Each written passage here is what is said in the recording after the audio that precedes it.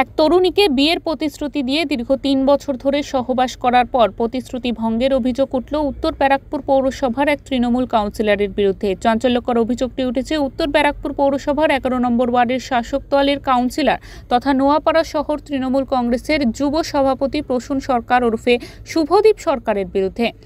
তাকে বিয়ের প্রতিশ্রুতি দিয়ে একাধিকবার সহবাস করেন তৃণমূল কাউন্সিলর শুভদীপ সরকার।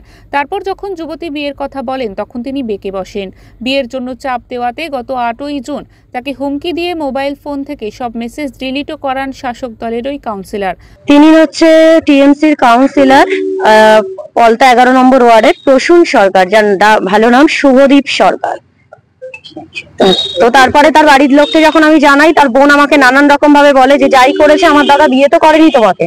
তো তারপরে তার বোন শ্রুতি সরকার, তো আমি নানান রকম ভাবে তাদের সাথে ভালোভাবে কন্ট্যাক্ট করে জানাতে চাই যে এই জিনিসটা করেছে আর যেন না করে। ঠিক আছে, একটা নয় ভুল করে দিয়েছে, আমি একদমই সেখানে স্মুথলি জানাতে চেয়েছিলাম, কিন্তু তারা সেটা এইভাবে নেয়নি।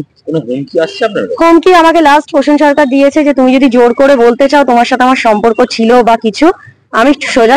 একটা নয় একাধিক মহিলার সঙ্গে সম্পর্ক রয়েছে। উনি তিনটে মহিলাকে বেআইনিভাবে বিয়ে করে আশেপাশে রেখেছেন বলে দাবি জানায় অভিযোগকারী যুবতী।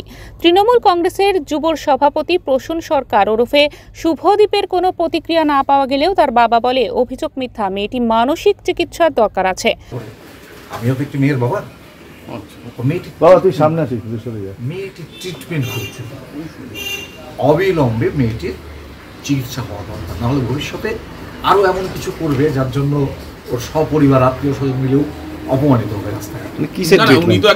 উত্তর ব্যারাকপুর পৌরসভার পুরপ্রধান মলয় ঘোষ বলেন, বিষয়টি এই প্রথম শুনলাম। বিষয়টি তার কাছে একেবারে অপ্রত্যাশিত ঘটনা, তবে প্রথমে তাকে ঘটনার সত্যতা সম্পর্কে জানতে হবে।